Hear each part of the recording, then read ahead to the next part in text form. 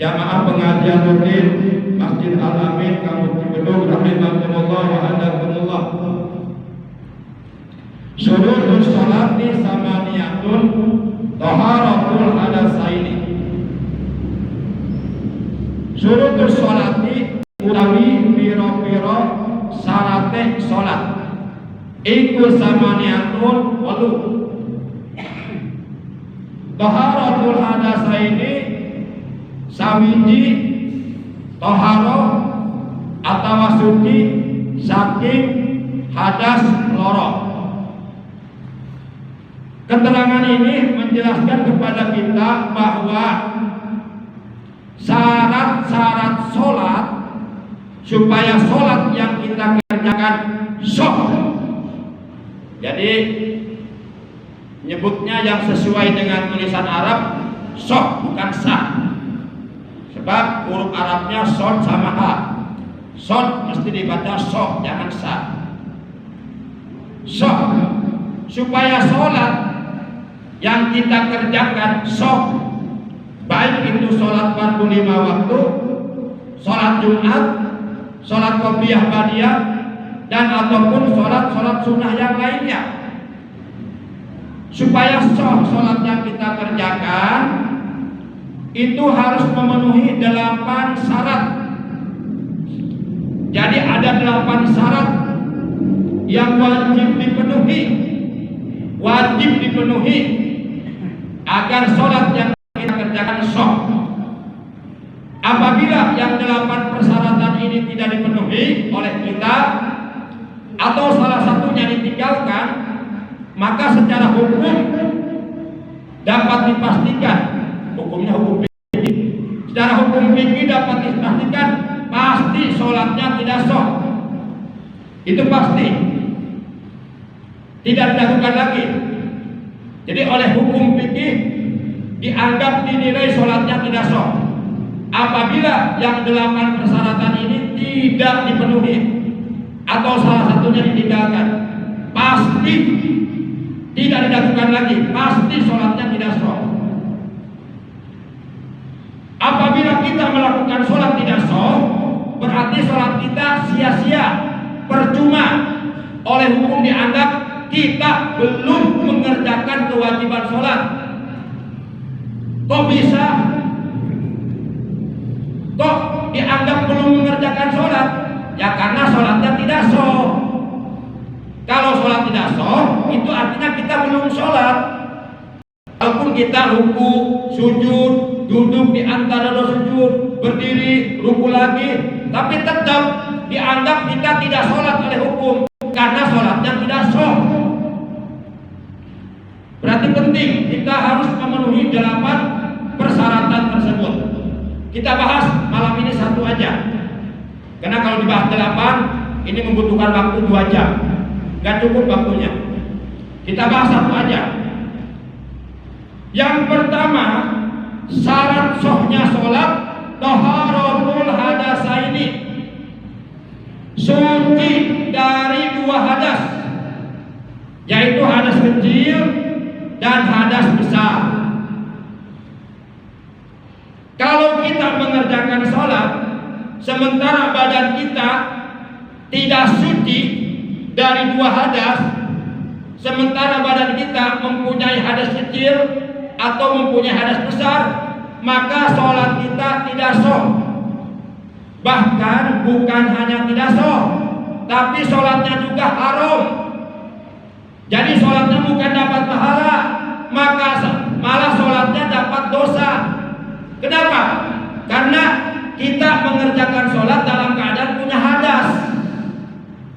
Dalam hadis Rasulullah SAW telah bersabda, la sholata liman ahdasa, tidak sah sholat atau tidak dianggap mengerjakan sholat atau tidak ada sholat bagi orang yang masih mempunyai hadas, baik hadas kecil maupun hadas besar. Untuk menghilangkan hadas kecil yaitu berwudu, untuk menghilangkan hadas besar yaitu ghuslul janabah, mandi janabah, mandi junub. Para jamaah yang dimuliakan oleh Allah Subhanahu wa taala. Nah, sekarang kita mengetahui apa itu hadas. Kalau najis jelas. Kalau najis ada bentuknya, ada rupanya, ada warnanya, ada baunya, ada rasanya. Kalau najis jelas kelihatan. Contoh tai ayam, itu ada bentuknya, ada rupanya, ada warnanya, ada rasanya. Rasanya kayak apa? Nggak tahu, belum pernah coba. Coba aja sendiri. Ada baunya, najis jelas. Tapi kalau hadas sudah kelihatan. Contoh nih, kita punya wudhu terus kentut, berarti kita punya hadas. Hadasnya kelihatan enggak? Enggak. Nah, berarti hadas itu apa? Hadas itu berarti ma yamna'u sihata sholat. Sesuatu yang abstrak, sesuatu yang tidak nampak, sesuatu yang tidak kelihatan, tapi sesuatu tersebut bisa menghalangi sahnya sholat. Nah, contoh kita lagi sholat kentut, berarti datang hadas, berarti sholatnya batal. Tapi hadasnya nggak kelihatan, kentutnya kelihatan nggak? Enggak. Kentut kayak apa warnanya? Nggak kelihatan, paling kecium bau, baunya baru kecium, suaranya kedengaran, tenoletnya. Para jamaah yang dimuliakan oleh Allah Subhanahu wa taala. Jadi hadas itu adalah ma yamna'u sihatas sholati. Sesuatu yang dapat mencegah, yang dapat menghalangi sahnya sholat. Itulah yang disebut hadas. Hadas ada dua. Ada hadas kecil disebut hadasul asghar. Ada hadas besar disebut hadasul akbar. Untuk menghilangkan hadas kecil biwuduin, yaitu dengan cara berwudu. Hadas kecil kita akan hilang apabila kita berwudu dan apabila wudunya sah. Wudunya memenuhi syarat-syarat wudu. Wudunya melaksanakan kefarduan wudu. Kalau wudunya sah, berarti otomatis hadas kecilnya hilang. Tapi kalau wudunya tidak sah, hadas kecilnya tidak hilang. Kemudian dia sholat, sholatnya juga tidak sah. Kenapa? Karena wudunya tidak sah. Maka kata Nabi, idza qumta ila sholat fasbiqil wudu. Apabila engkau hendak mengerjakan sholat, sempurnakan wudumu. Wudunya sudah benar. Ulang wudu siga bebek, keceprek. Sempurnakan wudumu. Sebab kalau wudu enggak sah, terus sholatnya puasa. Mapai. Para jamaah yang dimuliakan, berarti kita harus tahu syarat sah wudu ada berapa, fardu wudu ada berapa, kesunahan wudu ada berapa, hal-hal yang dimakruhkan dalam wudu ada berapa. Kita harus paham, karena itu pekerjaan kita sehari-hari. Jangan sampai kita melakukan pekerjaan sehari-hari, tapi kita nggak paham, nggak ngerti, nggak tahu ilmunya. Kan lucu. Kita melakukan sesuatu tapi dengan ketidaktahuan, melakukan sesuatu dengan kebodohan. Kan lucu. Ibaratnya kayak keledai bawa kitab kuning, kan lucu. Keledai bawa kitab kuning, dia nggak paham, nggak ngerti itu kitab kuning apa. Nah, jangan sampai begitu. Ibadah wajib yang kita kerjakan sehari-hari, kita wajib berusaha untuk mengetahui ilmunya. Kita tiap hari sholat, maka kita wajib berusaha untuk mengetahui ilmu-ilmu yang berkaitan dengan sholat. Jangan sampai sholatnya rajin, tapi sholatnya enggak sah, percuma. Nauzubillah min. Sayang, capek-capek sholatnya sama. Orang yang sholatnya tidak sah sama dengan belum sholat. Sarwa jangan sholat. Cek orang-orang ke sholat, padahal jangan sholat di hukumah. Para jamaah yang dimuliakan oleh Allah Subhanahu wa taala. Nah, sekarang demikian pula untuk menghilangkan hadas besar, yaitu dengan cara bigostil janabah, dengan cara melakukan mandi janabah, mandi besar, mandi junub.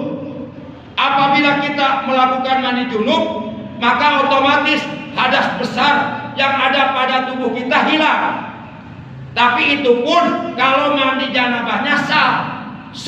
Kalau mandi janabahnya tidak sah, berarti tetap kita masih punya hadas.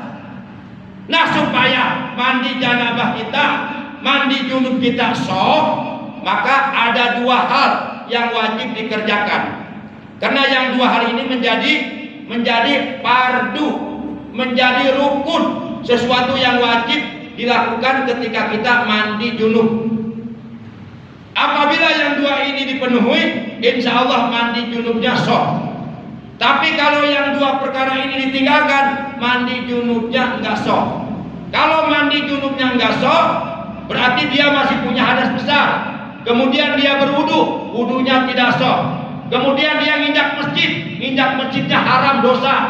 Kemudian dia sholatnya juga haram dosa. Bukan dapat pahala, tapi malah numpuk dosa karena kebodohannya dalam agama.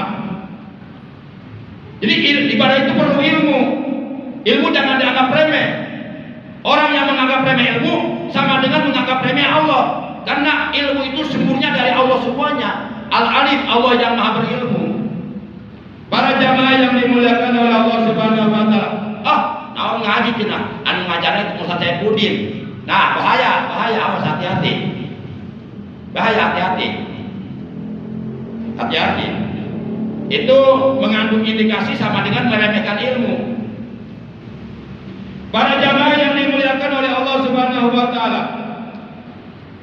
Jadi kalau kita mau mandi junub, mandi janabah, ghusl janabah untuk menghilangkan hadas besar kita, misal pengantin baru nih, pengantin baru habis malam pertamaan, pasti punya hadasnya hadas besar, maka wajib baginya mandi junub, mandi janabah, ghusl janabah. Nah, ketika kita mau mandi janabah, ada dua perkara yang wajib diperhatikan. Ini yang dua perkara jangan diabaikan. Sebab kalau diabaikan, pasti mandi junubnya nggak sah. Pertama, diterangkan dalam kitab Safinatun Najah, Furudul Ghusli Isnani. Fardu-fardunya mandi junub ada dua. Yang pertama, an-niyatu niyat. Yang kedua, takmimul badan bil ma'i, menyempurnakan badan dengan air. Nah, oleh karena sudah masuk waktu Isya, jadi untuk sekarang sepintas kilas aja.